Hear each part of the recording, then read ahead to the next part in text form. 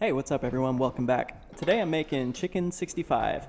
Chicken 65 is an Indian fried chicken dish that I wasn't really aware of until somewhat recently, to be honest, but it instantly became one of my favorite appetizers and something that I knew I needed to learn how to make. It's spicy, rich, crispy, just completely full of so many wonderful flavors, and it's also a great beginner fried chicken dish to try if you're new to the discipline. The whole thing comes together in a single bowl, and with a couple key details here, it's nearly impossible to mess up. So let's get into it.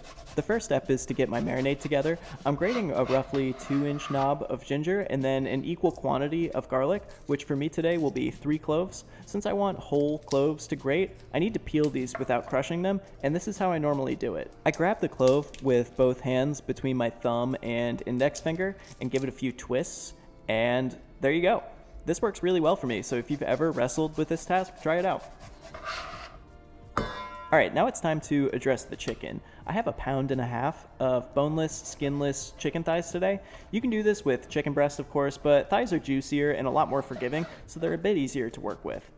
I want the final product to be basically bite-sized pieces, and the breading to come later is going to add some mass, so I'm going to cut these a little bit smaller than you would maybe think, about 1-inch chunks. I'm also going to trim some of the excess fat off of these. The breading will prevent the fat from rendering fully or going crispy or really doing anything productive, so we don't really need it here. So that goes into the bowl with my garlic and ginger, and then I'll add the juice of a whole lemon. I like a lot of acidity here to balance out all the richness and fattiness. About 1/3 cup of plain yogurt, or basically as much as you think you'll need to thinly coat all the chicken. We don't want a ton of excess here. A whole bunch of red chili powder, probably close to a tablespoon, and a couple pinches of kosher salt. Now the last ingredient is going to be garam masala, which I'm going to toast up and grind fresh. So into my small stainless steel skillet goes about a tablespoon each of cumin and coriander, a teaspoon of fenugreek, about 5 green cardamom pods and 5 cloves, a teaspoon of black peppercorns, and a small chunk of a cinnamon stick. So that goes over medium-high heat, and I'll toast those, swirling almost continuously until I see the very first wisp of smoke. There are no real hard and fast rules with garam masala. There's a million different versions of it, and this is the blend that I just happen to like, so feel free to get creative here and use what you like. There, I saw a tiny bit of smoke, so that's my sign to get these out of the pan and into my mortar. When you're grinding these up, it's best to start slow. When they're still whole, they tend to fly around a little bit. So be patient, and once they break down, then you can start going faster. And then in just a couple more minutes, you'll have perfectly ground, fresh garam masala. So now I'm gonna put a couple big pinches of that in my bowl and give it all a good mix. Make sure you do a really thorough job here. You want the chicken to have even contact with everything. You can do this with a spatula, but it will take way longer, so it's much more efficient to use a clean hand for this. That's all prepped and ready to go now, so I'm gonna let that marinate in the fridge for 1 to 2 hours.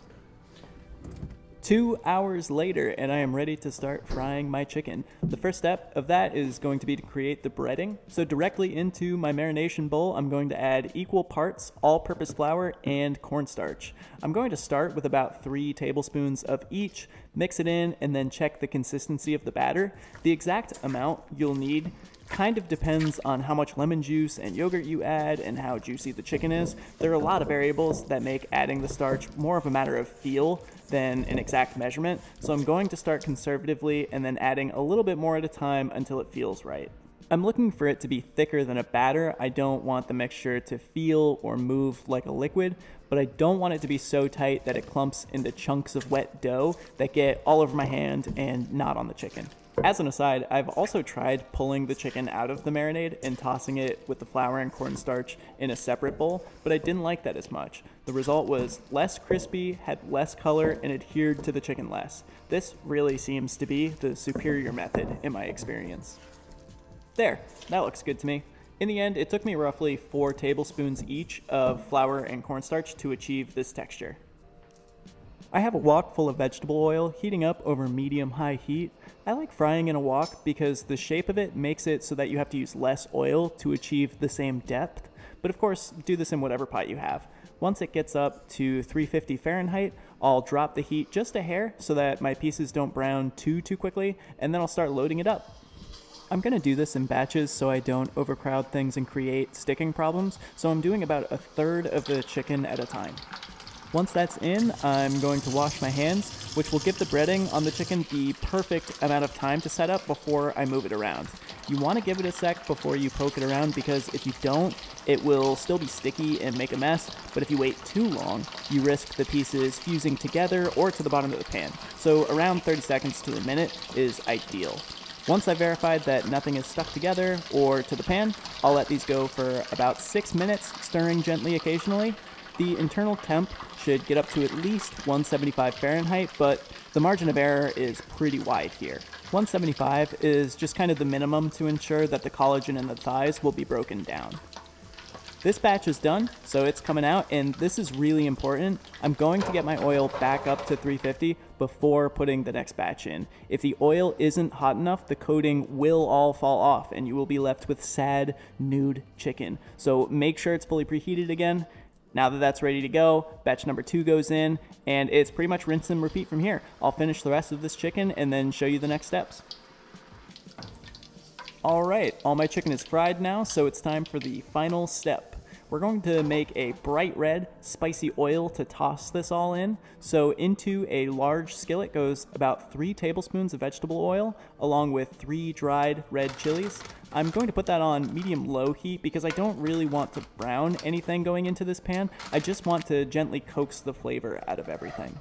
For the rest of my prep, I'll split 3 green chilies down the middle and mince up 3 garlic cloves. I'll also slice up a quarter of a red onion pretty thinly. Now, along with about a tablespoon of cumin seeds, that all goes in the pan, and I'm going to saute it until everything softens up a bit, just a couple minutes.